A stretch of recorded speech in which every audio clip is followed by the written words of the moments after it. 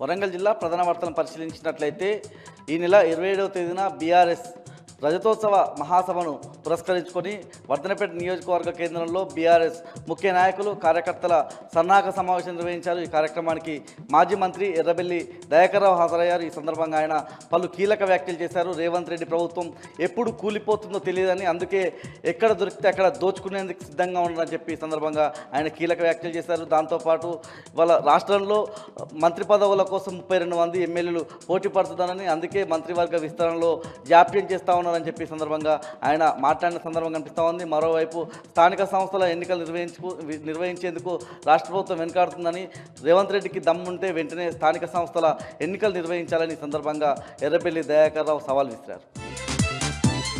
హన్మకొండ జిల్లా ప్రధాన వార్తలను పరిశీలించినట్లయితే ఈ నెల 27వ తేదీన బీఆర్ఎస్ రజతోత్సవ మహాసభను పురస్కరించుకొని హన్మకొండ జిల్లా పార్టీ కార్యాలయంలో వరంగల్ పశ్చిమ నియోజకవర్గానికి సంబంధించినటువంటి ముఖ్య నాయకులు కార్యకర్తల సన్నాహక సమావేశం నిర్వహించారు। ఈ కార్యక్రమానికి ప్రభుత్వ మాజీ చీఫ్ విప్ దాసే వినయ్ భాస్కర్తో పాటు కూడా మాజీ చైర్మన్ మర్రి యాదవ్ రెడ్డి ఇతర నాయకులు పాల్గొన్నారు। ఈ సందర్భంగా నాయకులు కార్యకర్తలకు వినయ్ భాస్కర్ దిశానిర్దేశం చేశారు। ప్రధానంగా భారీగా వచ్చేటువంటి బీఆర్ఎస్ రజతోత్సవ సభను గ్రాండ్ సక్సెస్ చేయాలని సందర్భంగా వినయ్ భాస్కర్ పిలుపునిచ్చారు। ఈ సందర్భంగా త్రిచక్ర పొదుపుకు సంబంధించినటువంటి ఆటో యూనియన్ ₹1,00,000 116లను బీఆర్ఎస్ సభకు సంబంధించి విరాళంగా అందజేశారు।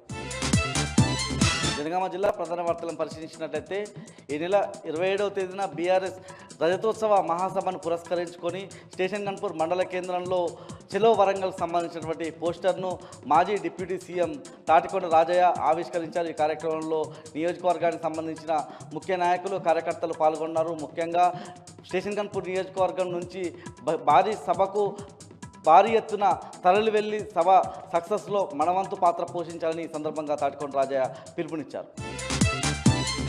జయశంకర్ భూపాలపల్లి జిల్లా ప్రధాన వార్తలను పరిశీలించినట్లయితే రేగొండ మండలంలోని పలు గ్రామాల్లో ఈ నెల 27కు సంబంధించినటువంటి బీఆర్ఎస్ రజతోత్సవ మహాసభను విజయవంతం చేయాలని కోరుతూ పలు గ్రామాల్లో మాజీ ఎమ్మెల్యే గండ్ర వెంకటరమణరెడ్డి సన్నాహక సమావేశాలు నిర్వహించిన సందర్భం కనిపిస్తూ ఉంది। ముఖ్యంగా బీఆర్ఎస్ పార్టీ అంటే ఇది ప్రజల పార్టీ, తెలంగాణ ఇంటి పార్టీగా ఆయన అభివర్ణించిన సందర్భం కనిపిస్తూ ఉంది। ముఖ్యంగా రజతోత్సవ మహాసభ రోజు భూపాలపల్లి నియోజకవర్గం నుంచి పెద్ద సంఖ్యలో తరలి వెళ్లి సభను విజయవంతం చేయాలని సందర్భంగా గండ్ర వెంకటరమణారెడ్డి పిలుపునిచ్చారు।